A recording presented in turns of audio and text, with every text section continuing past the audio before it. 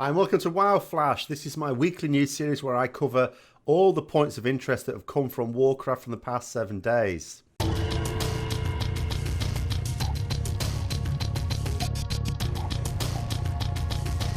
So, in no particular order, but probably going from the more recent to the less recent, there are changes to artifact power and the way it's going to be awarded in 7.2. Been various announcements. I already did a video on like a first impressions on that one. There's been a couple of first impressions videos I've done this week. I'm going to do a more in-depth one without it trying to be too long, I guess, based on a post that Watcher put out about it a bit later. He put that out yesterday. So I'll be talking about that sometime this weekend. There was a bit of a moment of naughtiness from the guild from scratch, which was the 4th guild to kill Mythic Gul'dan, but the 1st guild to release the kill video. So what's all the naughtiness about? The gentleman's agreement, shall we say, is that the 1st guild that kills Gul'dan will be the first one to put out the kill video, but they don't put it out straight away. They wait until 5 guilds have killed it. The reason being, quite reasonably, is they already keep their logs private anyway. And if they put their kill video up straight away, other people would see what they're doing and it might adjust the race, because some people might take advantage of someone else's strategy to leapfrog someone else. It's considered a little bit unfair. So the agreement is that no one releases any kill videos until 5 guilds have killed it, and then the guild that killed it first will release theirs. And usually there's a bit of time. They've had the time to do a stunning job of it.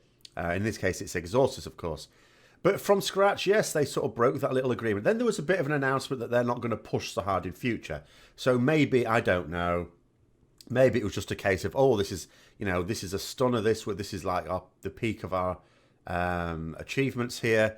And they were just doing the dirty because they know they're not going to be in that mix in the future. I don't know, but it was a little bit naughty, to say the least. Now, in terms of these kills, because it has now been rounded out, there has now been a 5th guild killed it, and a 6th, and a 7th. So the first US guild to clear Mythic Nighthold is Limit. So they got the World 5, so congratulations to them. And the first 2 guilds to kill it as Alliance, with the millstone around our necks of gnomes, was Prestige Gaming, first of all, and then the top guild on my particular realm, Scrubbusters. So welcome, congratulations to those as well. Now, other things that have been coming up. A lot of things related to 7.2. Set bonuses for Tier 20 have been announced, so check those out. I've already done a video on my first impressions on the Retribution ones. There'll be more to come, I'm sure, but I'll wait for something sort of new on that as well. Nighthold bosses. This is actually really, really good. Nighthold bosses, I'm sure you've already noticed if you didn't already know, are now guaranteed to drop artifact power. How many times have I sort of said that it's really annoying doing raids and they sometimes give you artifact power and sometimes don't? When dungeons are sort of guaranteed, okay, not for every boss in a dungeon, but if you do a dungeon, you're sort of guaranteed to get some, whether it be a mythic dungeon or like signing up for a looking for dungeon. And it was madness to me that raiding, which is the premier PvE content, was not getting, sometimes you got very little. So in Nighthold at least, they haven't made it like this for all bosses. I suppose they don't just want people farming what are now easy raids for it. Although, to be honest with you now, raiders are now at the point where they expect to have 54 at least in their main weapon. And I think they should just let them help it over. I mean, I'm sure my guild isn't the only guild that's had an issue with getting... We set a deadline for everyone to be 54. And that deadline was actually relatively generous. I would have thought it would have been better if we'd have had it earlier. But even then, a lot of people didn't make it. And how much easier would it have been? How many more people would we have had at 54?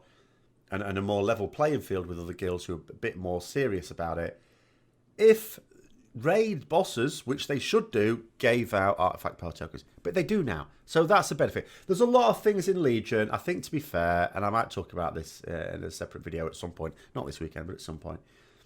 There's a lot of things that I think they did wrong, that Blizzard did wrong, that were foreseeable, that they should have got right the first time round. But I will give them credit. It's they don't stubbornly stick their feet in anymore in the way that they used to, and they do acknowledge problems have existed, and they sort of are come clean about the reasons for it and then make changes. So that's to be applauded. That's pretty good.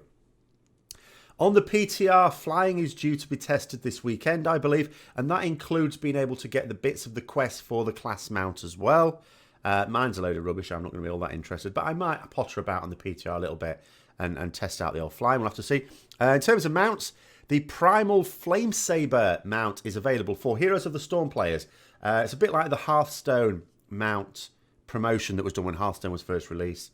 This is, I mean, I know Heroes of the Storm hasn't just been released, but obviously it's a bit of a promotion. Maybe they just want to get a few more of those games going. I don't know what you've got to do exactly. Play so many games, win so many games, I don't know. But the mount itself looks pretty decent, but it doesn't look decent enough for me to want to buy and play a game that I'm not all that keen on. I played the beta. It's not my sort of thing, really. I'm sure it's a perfectly good game for what it is, but it's not my sort of thing. And finally, and quite sad news, is that Midwinter, who have been flying the flag for the Alliance west of the Atlantic Ocean for the last few years, are not going to be raiding Sirius anymore. They're not even going to finish Nighthold, which is a terrible shame. They did put up a post about it. I don't necessarily know the reason. I'm not that nosy as to go digging around, but that is a terrible shame. Sol Sakra, who is the main Ret theory crafter, our standard bearer, is in that guild. So I'm hoping that he will both want to and be able to find a guild that would be suitable for him. And because he would be a terrible loss to the community if he decided to stop playing. But yeah, I mean, it's one of the, these top guilds. They've been going for a very long time, to be fair, Midwinter, and I think a number of the guild have been going in it for a very long time. But burnout comes to us all, perhaps, or maybe it's not burnout, maybe it's changing personal circumstances. I don't know. But it is quite sad times. It's always sad, I think, when a guild, a well-established guild at whatever level, disbands. But when it's a famous one, such as this, and one that's so positive in the community as well, I don't think anyone would really have any bad words to say about Midwinter. And I'm sure someone will correct me by putting something unpleasant about them in the comments below. But I've never really had anything unpleasant to say about them or heard anything. So, yeah, it's sad. But anyway, that's the news from the past 7 days. Hope you found it interesting as always. If you did, don't forget to like, comment, subscribe and share for further content. Until next time, I'll see you later.